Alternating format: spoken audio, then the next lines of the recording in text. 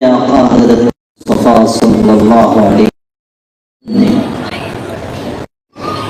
قرآن تعارف کراتے ہوئے یہ بات فرمائی کہ فیہ نبأ من لکم، یہ قرآن پاک کوئی معمولی کتاب نہیں، یہ ایسی کتاب کہ تم سے پہلے کے واقعات ہیں،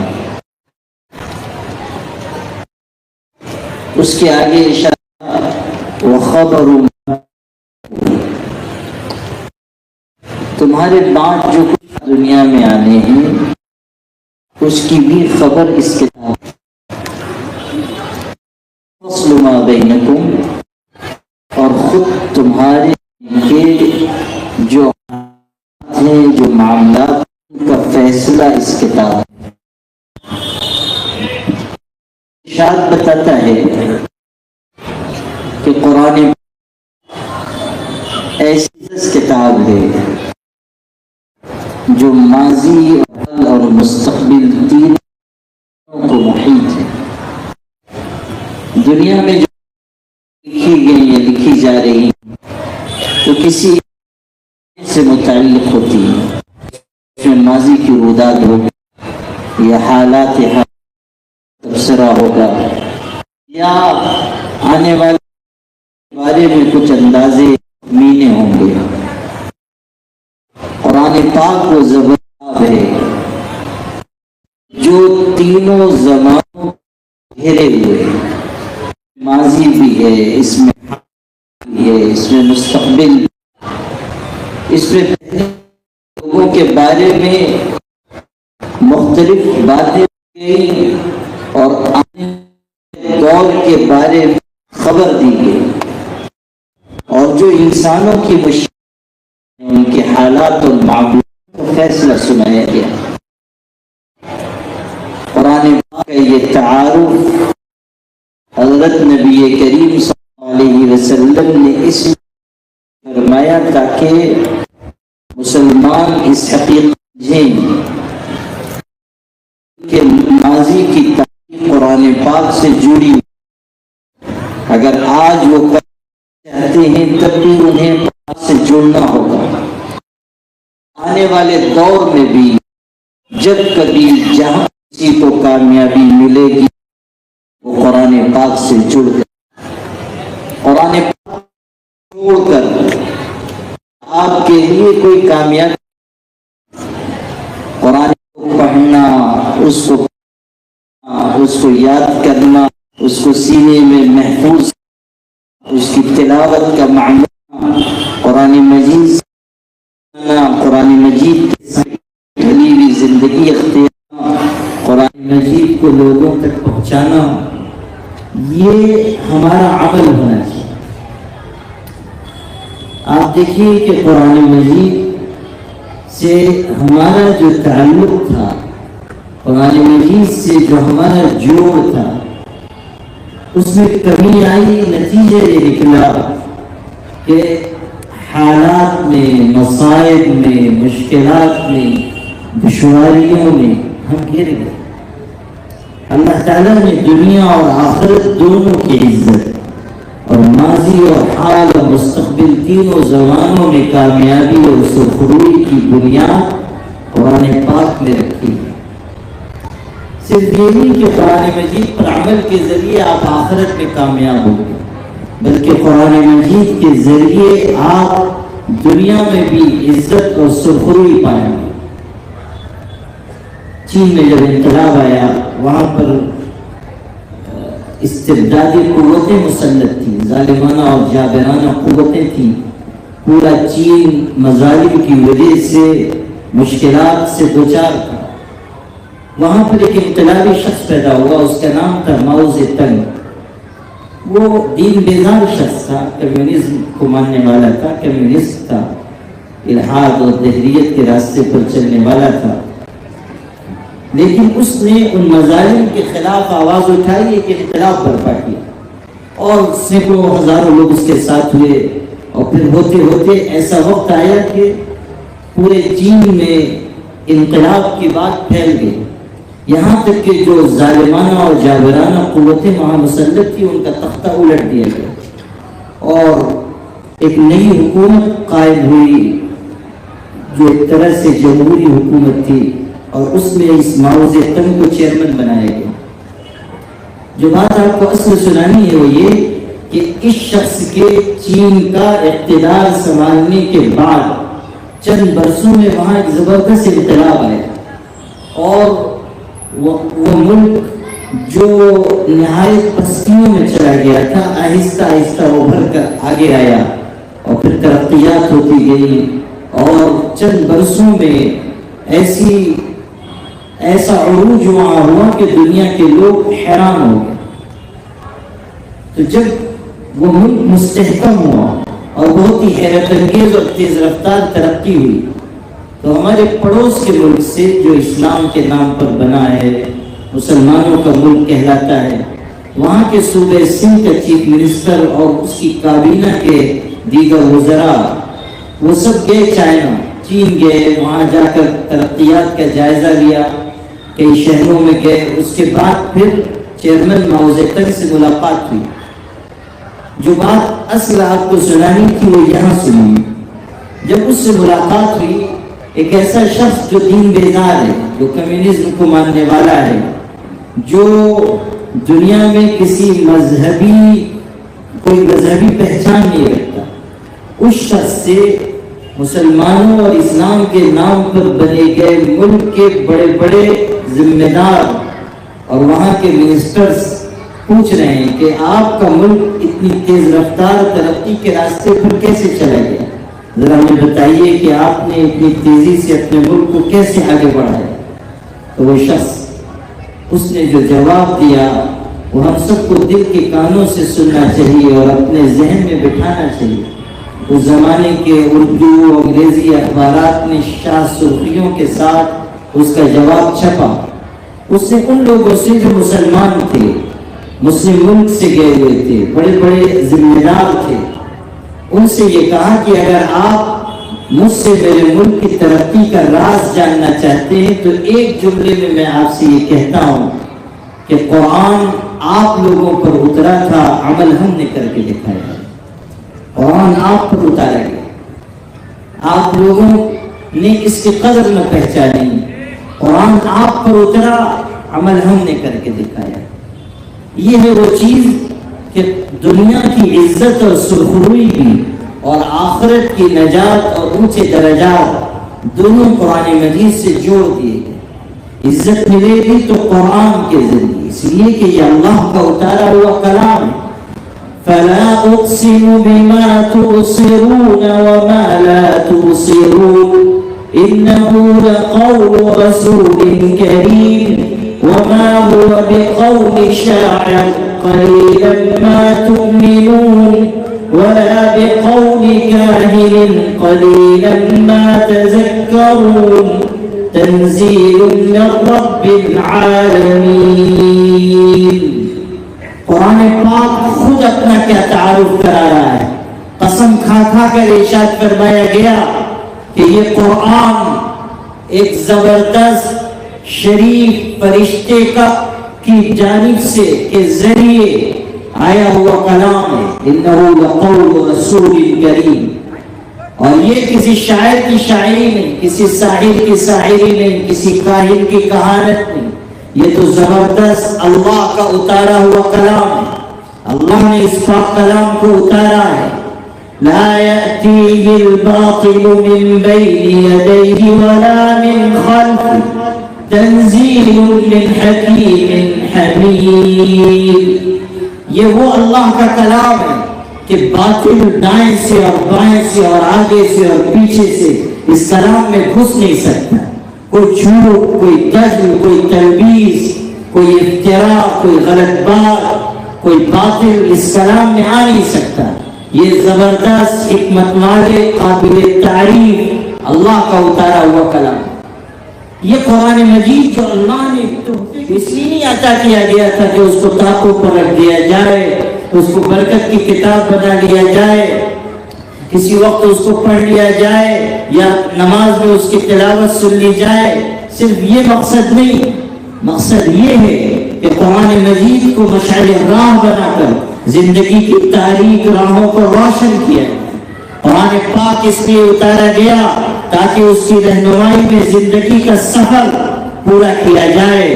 ملت اسلامیہ ہر اس دور میں جب کہ اس کا قرآن پاک سے رشتہ کمزور ہوگا، وہ مظالم اور مصائب اور مشکلات اور پریشانیوں سے دوچار کر دی جائے گی، اور جب قرآن پاک سے رشتہ مضبوط ہوگا اور قرآن پاک کی تعلیمات پر عمل ہوگا تو پھر اللہ سربلندی عطا کرے گا، سرخروئی عطا کرے گا، اللہ تعالیٰ عزت عطا کرے گا، کامیابی عطا کرے گا، اللہ تعالیٰ دنیا میں اقتدار کے نقشے نصیب فرمائے گا اور آخرت میں بلند درجات عطا فرمائے گا۔ یہ جو ہمارے بچے حافظ ہوئے ہیں، انہی کے بارے میں یہ بات آئی کہ قیامت کے دن کہا جائے گا اقرا ورتل کما كنت ترتل في الدنيا فإن منزلتك عند آخر آیة تقرأها، کہ قرآن پاک پڑھو اور ٹھہر ٹھہر کر پڑھتے جاؤ جیسے دنیا میں پڑھتے تھے، اور جیسے جیسے پڑھتے جاؤ گے تمہارے درجات بلند ہوں گے، تمہارا مقام بلند ہوگا، تمہارا درجہ بلند ہوگا، تمہارا رتبہ بلند ہوگا، اور جب آخری آیت کی تم تلاوت کرو گے وہی تمہارا مقام ہوگا۔ یہ حافظ قرآن کا جو رتبہ بیان کیا گیا اور عزت بیان کی گئی وہ قرآن پاک سے جڑی ہوئی۔ آج آپ حافظ قرآن کی عزت پہچانے یا نہ پہچانے، اللہ کے ہاں اور اس کے پاک رسول کے ہاں حافظ قرآن کا مرتبہ ہے، اس کی عزت۔ جب احد کی لڑائی میں متعدد صحابہ کرام شہید ہوئے اور خود حضور نبی کریم صلی اللہ علیہ وسلم زخمی ہیں اور دشمنوں کی طرف سے پھر حملے کا اندیشہ ہے اور جلدی جلدی شہداء کو دفن کیا جانا ہے، اس وقت ایک ایک قبر میں کئی حضرات کو دفن کیا گیا، اور حدیث کی کتابوں میں آپ پڑھیے کہ جب ایک قبر میں کئی لوگوں کو دفن کرنے کا مرحلہ پیش آیا تو حضور صلی اللہ علیہ وسلم اس موقع پر یہ سوال کرتے تھے ایہم اکثر اخذا للقرآن، ان میں سب سے زیادہ قرآن یاد کرنے والا شخص کون تھا؟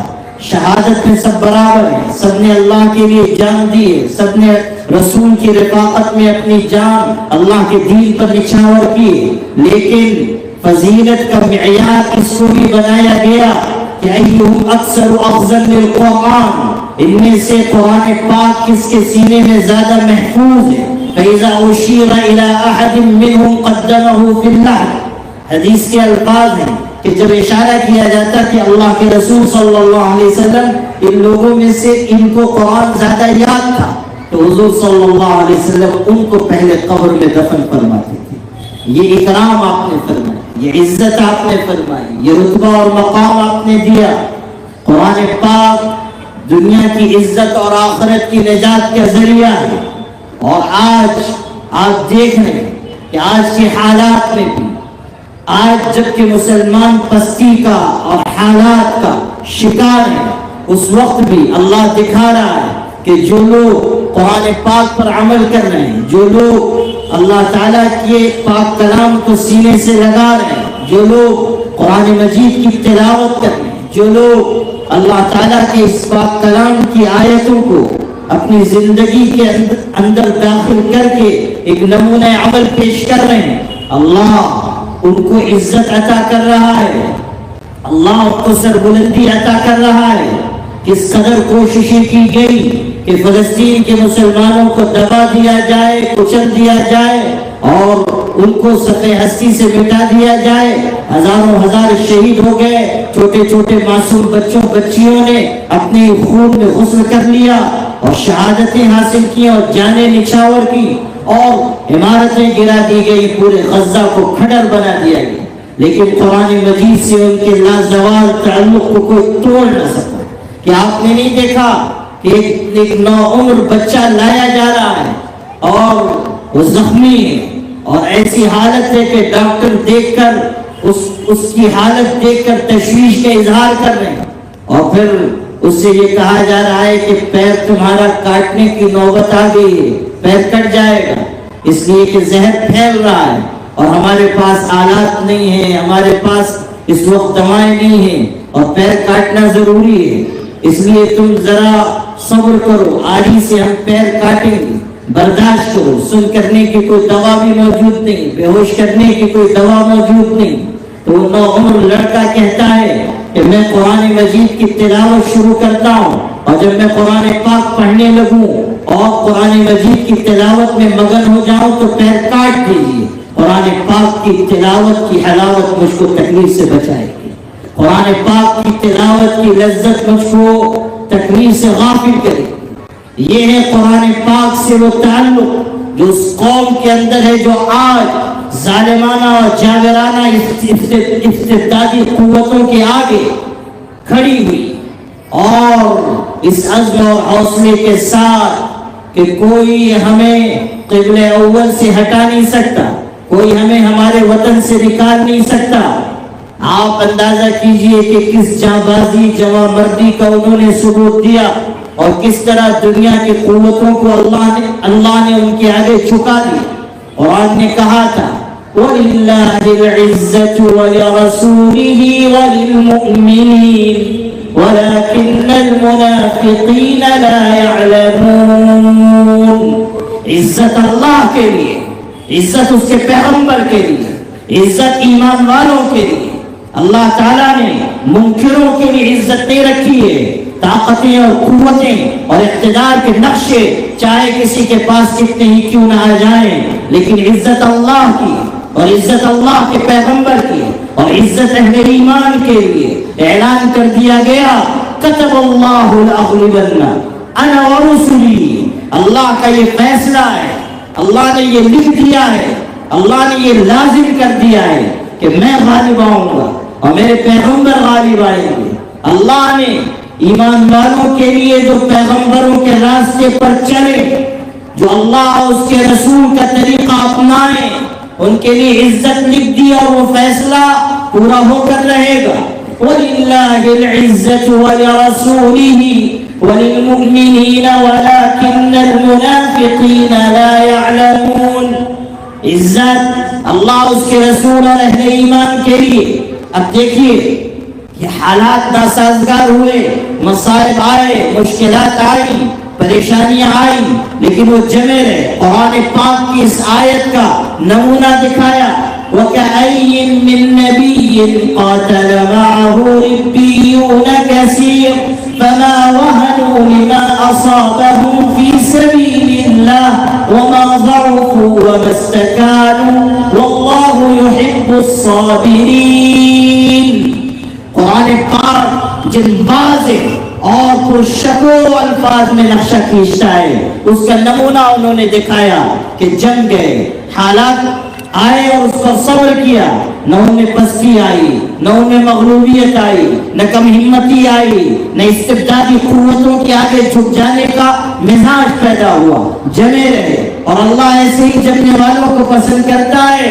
یہ قرآن کی دوسری آیت جو ایک خاص واقعے کے پس منظر میں اتاری گئی، ارشاد ہوا من المؤمنین رجال صدقوا ما عاهدوا اللہ علیہ فمنهم من قضى نحبه ومنهم من ينتظر وما بدلوا تبدیلا۔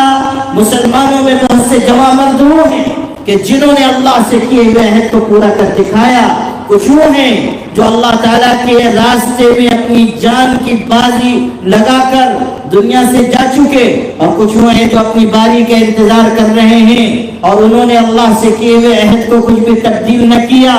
قرآن پاک کی اس آیت کا عملی مظاہرہ انہوں نے کیا، اس کا نتیجہ یہ نکلا کہ شہادتیں ہوئی، حالات آئے، مصائب آئے، آزمائشیں ہوئی، لیکن پھر دنیا کو یہ دیکھنے کا موقع ملا کہ کفر مغلوب ہوا اور اللہ نے اہل ایمان کو عزت دی، اور قرآن پاک کے راستے پر چلنے والوں کے آگے ظالمانہ اور جابرانہ طاقتوں نے گھٹنے ٹیک دیے، اور تمام دنیا کا کفر منہ دیکھتا رہ گیا، حیرت میں پڑ گیا۔ کیسے جذبے اور کیسے حوصلے کے یہ لوگ کس شہامت اور شجاعت کے ساتھ آگے بڑھ رہے ہیں۔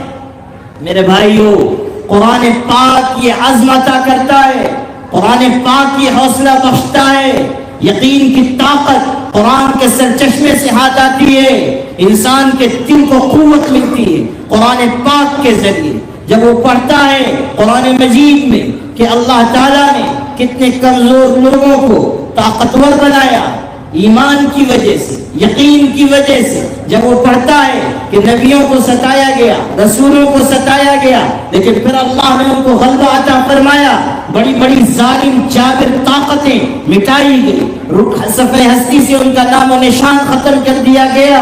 أَلَمْ تَرَ كَيْفَ فَعَلَ رَبُّكَ بِعَادٍ إِرَمَ ذَاتِ الْعِمَادِ الَّتِي لَمْ يُخْلَقْ مِثْلُهَا فِي الْبِلَادِ وَثَمُودَ الَّذِينَ جَابُوا الصَّخْرَ بِالْوَادِ وَفِرْعَوْنَ ذِي الْأَوْتَادِ الَّذِينَ طَغَوْا فِي الْبِلَادِ فَأَكْثَرُوا فِيهَا الْفَسَادَ فَصَبَّ عَلَيْهِمْ رَبُّكَ سَوْطَ عَذَابٍ إِنَّ رَبَّكَ لَبِالْمِرْصَادِ۔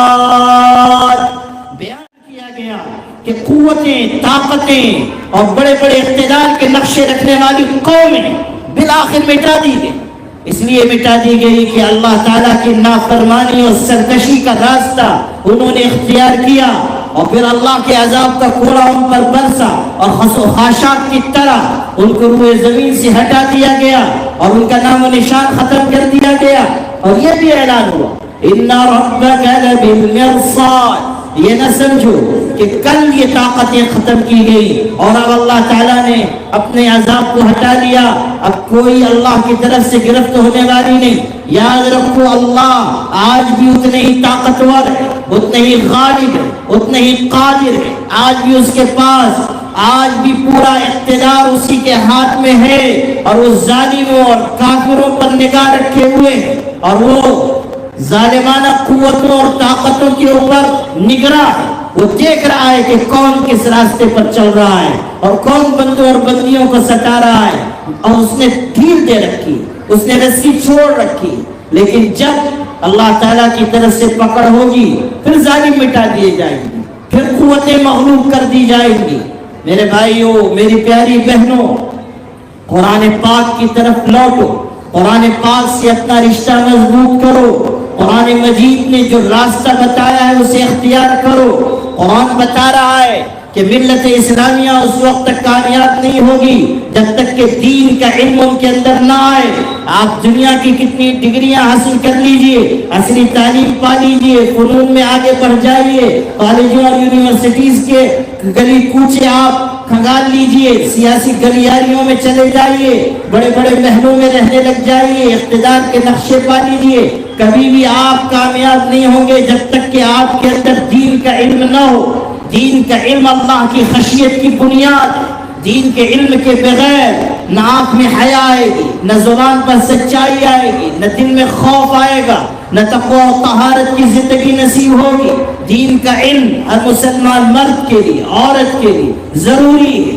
کتنے افسوس کی بات ہے کہ اتنی بڑی مسلمانوں کی اس آبادی میں مومنہ کورس یہاں شروع کیا گیا ہے، اور آپ کی بچیاں، مسلمانوں کی بچیاں، بیٹیاں اس سے محروم ہیں، دور ہیں، اس دینی تعلیم کی طرف راغب نہیں ہو رہی ہیں۔ 3 سال کا مومنانہ کورس ہماری بچیاں کرنے کے لیے آمادہ نہیں ہو پا رہی ہیں، ماں باپ غافل، حالانکہ ارتداد کا سیلاب آپ کے دروازوں پہ دستک دے رہا ہے۔ ہماری بچیاں ایمان کا، غیرت کا، اپنی حمیت کا، اپنے ضمیر کا، اپنی حیا کا، اپنی شرم کا، اپنی عفت و طہارت کا سودا کر رہی ہیں۔ ہزاروں بچیاں ہماری اسلام سے، دین سے بیگانہ ہو چکی۔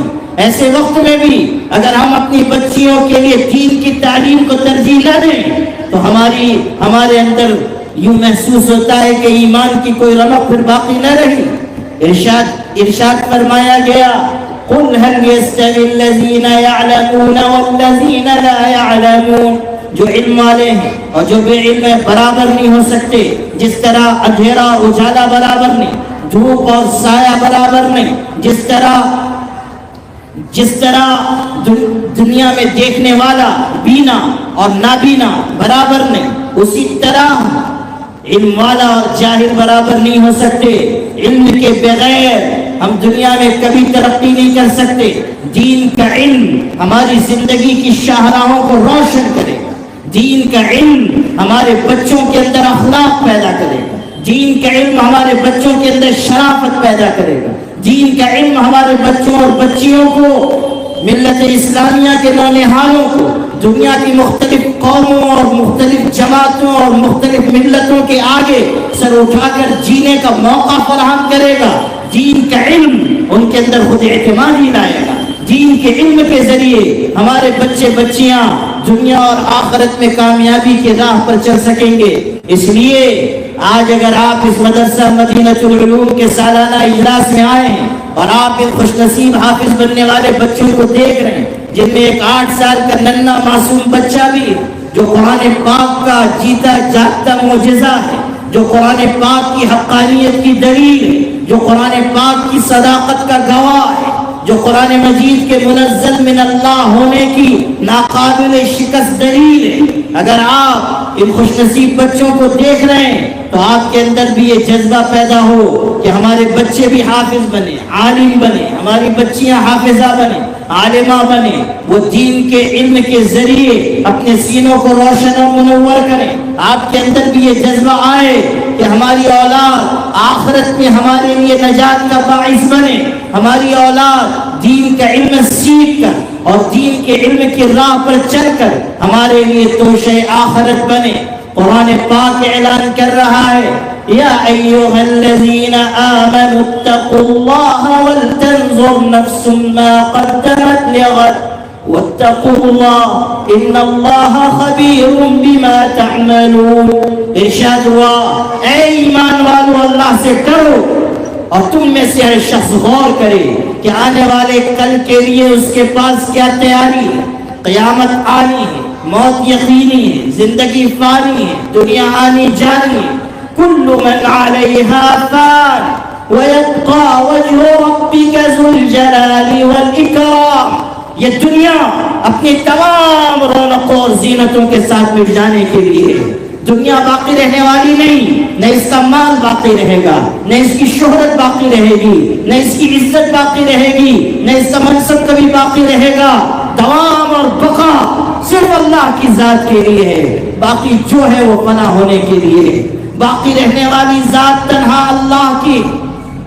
انسان آج زمین کی پیٹ پر ہے، کل زمین کے پیٹ میں ہوگا۔ دنیا میں آج جی رہا ہے، کل موت کا شکار ہو جائے گا۔ اینما تکونوا یدرککم الموت ولو کنتم فی بروج مشیدہ۔ اونچے اونچے مضبوط برجوں قلعوں میں بھی جا کر چھپ جاؤ گے، موت اپنے شکار کو وہاں بھی تلاش کر لے گی، کوئی بچنے والا نہیں، موت کو کوئی اپنے آپ سے دور کرنے والا نہیں۔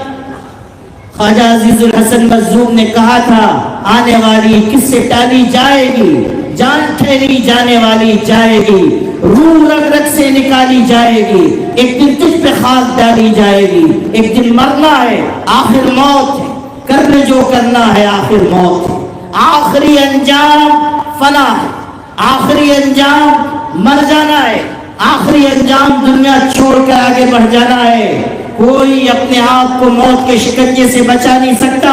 بادشاہ کو اس کی بادشاہت، عالم کو اس کا علم، وزیر کو اس کی وزارت، نواب کو اس کی نوابی، امیر کو اس کی امارت، جاہل کو اس کی جہالت، حکیم کو اس کی حکمت موت کے شکنجے سے بچا نہیں سکتی۔ قل ان الموت الذي تفرون منه فإنه ملاقيكم ثم تردون إلى عالم الغيب والشهادة فَيُنَبِّئُكُمْ بِمَا كُنْتُمْ تَعْمَلُونَ۔ ارشاد ہوا، اے پیغمبر اعلان کرو، وہ موت جس سے تم دور بھاگ رہے ہو، جس کو ناپسند کرتے ہو، وہ موت جو تمہاری نگاہ میں نہایت مکروہ ہے، ایک نہ ایک دن موت آ کر رہے گی، پھر تم لوٹائے جاؤ گے اس اللہ کی طرف جو کھلی چھپی ساری باتوں کو جاننے والا ہے، اللہ جو عالم الغیب والشہادہ ہے، اللہ جو سینوں کے راز اور بھید سے بھی واقف، اللہ کہ وہ ایسا علم رکھنے والا کہ کوئی اس جیسا علم رکھنے والا نہیں۔ حضور صلی اللہ علیہ وسلم عربی کی دعا سن رہے ہیں اور پسند فرما رہے ہیں، جس میں وہ اللہ کے علم کی وسعت کو بیان کرتا ہے کہ یا من لا تراہ العیون ولا تخالطه الظنون ولا يصفه الواصفون العاصفون ولا تغيره الحوادث ولا يخشى الدوائر يعلم مساقيل الجبال ومكاييل البحار وعدد قطر الأمطار وعدد ورق الأشجار وعدد ما أشرق عليه النهار ولا تواري منه سماء سماء ولا أرض أرضا ولا بحر ما في قعره ولا جبل ما في وعره اجعل خير عمري آخرة وخير أعمالي خواتيمة وخير أيامي يوم ألقاك فيه. اللہ کا علم ایسا زبردست کہ وہم و گمان اللہ تعالیٰ کی ذات تک پہنچ نہیں سکتے اور وہ سب جاننے والا ہے. اللہ وہ ہے جو پہاڑوں کا وزن جانتا ہے، جو ذروں کی تعداد جانتا ہے، جو بارش کے قطروں کا علم رکھتا ہے، جو سمندروں کی تہوں میں کیا ہے اسے بھی جانتا ہے. اگر کوئی پہاڑوں کی چٹانوں میں گھس کر اور چھپ کر کوئی برا عمل کر رہا ہے تب بھی اللہ اس کو دیکھ رہا اور قیامت کے دن اس کے عمل کو حاضر کرے گا. یا بنی انها ان تک مثقال حبة من خردل فتكن في صخرة او في السماوات او في الارض يأتي بها اللہ. ارشاد ہوا کہ اگر زمین و آسمان میں کہیں بھی چھپ کر کوئی گناہ کرو، کسی چٹان میں گھس کر کوئی گناہ کرو، قیامت کے دن اللہ اس برائی کو حاضر کر دے گا. سب کچھ جاننے والی ذات اللہ، حساب لینے والا اللہ، غیب و شہادت کو جاننے والا اللہ، موت کے بعد اسی اللہ کی طرف تم کو لوٹ کر جانا ہے. وہ مسلمانوں آج غور کرو کہ تم نے آنے والی آخرت کے لیے کیا تیاری کی ہے، تم نے موت کے بعد کی زندگی کے لیے کیا توشہ لیا ہے، تم نے اپنی اولاد کو کس راستے پر ڈالا ہے، تم نے اپنی آخرت کے لیے آگے کیا اعمال بھیجے ہیں، تم نے اپنے اللہ کو راضی کرنے کے لیے عبادت میں، ریاضت میں، طاعت میں کتنا وقت لگایا ہے، معصیت اور گناہ سے، نافرمانی اور سرکشی سے تم نے اپنے آپ کو بچایا یا نہیں. آج غور کرو. وَلْتَنْظُرْ نَفْسٌ مَا قَدَّمَتْ لِغَدٍ. ہر انسان غور کرے آنے والے کل کے لیے اس کے پاس کیا تیاری. سیدنا ابو ہریرہ رضی اللہ عنہ صحابی جلیل ہے، انتقال کا وقت ہے، 5374 روایتیں بیان کرنے والا صحابی دنیا سے جا رہا ہے. حضور کی محبتوں کا امین صحابی دنیا سے جا رہا ہے اور رو رہے ہیں. کسی نے آنکھوں میں آنسو دیکھے تو پوچھا آپ اس وقت رو رہے ہیں؟ حیرت ہے. حضرت ابو ہریرہ رضی اللہ عنہ نے کہا میں دنیا کے چھوٹ جانے پر، مال و اولاد سے پچھڑ جانے پر نہیں رو رہا ہوں، رونا اس پر ہے کہ سفر بہت لمبا ہے اور توشہ بہت مختصر ہے. سفر بہت لمبا ہے، بہت دور جانا ہے اور توشہ بہت مختصر. میرے بھائی اگر آج ہم اپنی اولاد کو دین کی راہ پر ڈالیں گے، اچھے اعمال کی راہ پر ڈالیں گے، اگر آج ہم ان کو حافظ عالم بنائیں گے، آج اگر ہم ان کو دیندار بااخلاق بنائیں گے، تب کل یہ اولاد ہمارے لیے توشہ آخرت بنے گی، عزت کا ذریعہ بنے گی. اس میں کئی حافظ ایسے ہیں عزیز بچے جن کے والد دنیا سے چلے گئے، یتیم ہیں. آج جبکہ یہ حافظ بنے ہیں، ان کے والد کی روح کس قدر خوش ہو رہی ہوگی، کس قدر انعام و اکرام سے ان کو نوازا جا رہا ہوگا. ہماری نگاہ نہیں کہ ہم دیکھ سکیں، لیکن ہمیں یقین ہے کہ آج ان کے اوپر اللہ کی رحمتوں کی بارش ہو رہی ہوگی. آپ پڑھیں کتابوں میں ہے کہ ایک بچہ جو ماں کے پیٹ میں تھا اور باپ رخصت ہو گیا. جب وہ بچہ کچھ بڑا ہوا اور مکتب میں داخل کیا گیا، باپ بہت نیک نہیں تھا، انہیں عذاب قبر ہو رہا ہے، لیکن بچہ مکتب میں پہنچا، استاد نے سبق پڑھایا اور ادھر عذاب روک دیا گیا. اس زمانے کے پیغمبر کے اوپر منکشف ہوا کہ عذاب قبر اس قبر والے کا روکا گیا. بارگاہ الہی میں عرض کیا کہ اللہ اب تک تو عذاب ہو رہا تھا، کیوں عذاب روک دیا گیا؟ اس نے تو کوئی نیک عمل نہیں کیا، مرنے کے بعد عمل کا موقع بھی نہیں. اللہ پاک نے فرمایا آج اس کا بچہ مکتب میں گیا اور اس نے بسم اللہ الرحمن الرحیم کا سبق لیا. اس نے کہا اللہ کے نام سے شروع جو بے حد مہربان ہے، نہایت رحم والا ہے. مجھ کو شرم آئی کہ کہ بیٹا تو یہ کہے کہ میرا اللہ رحمان و رحیم ہے اور میں اس کے باپ کو قبر میں عذاب دوں. اللہ رحمان و رحیم ہے، اس کا بیٹا کہہ رہا ہے اور میں اس کے باپ کو عذاب دوں. اس کے بیٹے کے پہلا سبق پڑھنے کی برکت سے عذاب رفع کر دیا، عذاب اٹھا لیا گیا. میرے بھائی، جو حافظ بنے ہیں ان کے ماں باپ کے لیے کتنی خوش نصیبی کا مقام ہے، اور ہم اپنی اولاد کے لیے کیا راستہ چن رہے ہیں آج غور کیجیے. اور یقین مانیے کہ اگر ہمیں اس ملک میں ایک زندہ ملت کی حیثیت سے جینا ہے تو ہمیں اپنی اولاد کی بہترین تربیت کی فکر کرنی ہوگی. طوفان ہمارے دروازوں تک پہنچ چکا ہے. اتراکھنڈ میں یونیفارم سول کوڈ کا اعلان کر دیا گیا. مسلم پرسنل لا کے وقت ترمیمی بل کے سلسلے میں اتنی محنت ہوئی، کوشش ہوئی، اتنی کاوشیں کی گئی، کروڑوں لوگوں نے اس پر جواب بھیجا، پوری ملت اسلامیہ نے احتجاج کیا. لیکن آپ پڑھ چکے اخبارات میں، سن چکے خبریں کہ پارلیمانی کمیٹی نے، مشترکہ پارلیمانی کمیٹی نے معمولی ترمیم کے ساتھ اسے منظور کر دیا. یعنی مدرسوں پر، مسجدوں پر، ہمارے یتیم خانوں پر، اقلیتی اداروں پر خطرے کی تلوار لٹکا دی جا رہی ہے. ایسے نازک وقت میں کیا یہ غفلت زیبا ہے جو اس وقت اس ملت اسلامیہ کے ساتھ ہے؟ میرے بھائی، میں اس وقت آپ اپنا درد دل آپ سے کہنا چاہتا ہوں، اور اس وقت جو حالات ہیں ملک میں، جو کچھ ہو رہا ہے، آئندہ جو کچھ اندیشے ہیں، میں اس مختصر سے وقت میں آپ کو ان سے آگاہ کر دینا چاہتا ہوں، اور بہت درد دل کے ساتھ یہ کہنا چاہتا ہوں کہ تھوڑا وقت باقی رہ گیا ہے. اس کو غنیمت جانیے، خود اپنے آپ کو بدلیے اور اپنی اولاد کو صحیح راستے پر ڈالیے، ورنہ یقین مانیے اس ملک میں آپ کا مستقبل روشن نہیں ہوگا. اس ملک میں آپ عزت کے ساتھ جی نہیں سکیں گے. اس ملک میں آپ اپنے دین و ایمان کی حفاظت کے ساتھ رہ نہیں سکیں گے. ابھی بھی تھوڑا وقت باقی ہے. اپنے آپ کو بدلنا ہوگا، اپنی روش کو بدلنا ہوگا، اپنے طور طریقوں کو بدلنا ہوگا، اپنے اندر اللہ کی اطاعت کا جذبہ لانا ہوگا، مسجدوں کو آباد کرنا ہوگا، عورتوں کو پردہ دار اور باحیا بننا ہوگا. یقین مانیے اگر ہم اس راستے پر چلیں جو قرآن ہمیں سکھاتا ہے تو اللہ ملک کے مشکل حالات کو بہت جلد تبدیل فرما دے گا. راہیں ہموار ہو جائیں گی. اللہ تعالیٰ بیگانوں کو یگانہ بنا دے گا، حریفوں کو حریف بنا دے گا. جو دشمن ہے دوست بن جائیں گے، جو آج دور ہے قریب آ جائیں گے، جو آج مخالف ہے کل ہمارے ساتھ کھڑے ہوئے ہوں گے، معاون بن کر، مددگار بن کر. وہ اللہ جو چند سیکنڈ میں موسموں کو تبدیل کرنے کی طاقت رکھتا ہے، وہی ظلم کی بدنیاں ہٹا کر انصاف کا سورج طلوع کرنے کی بھی قدرت رکھتا ہے.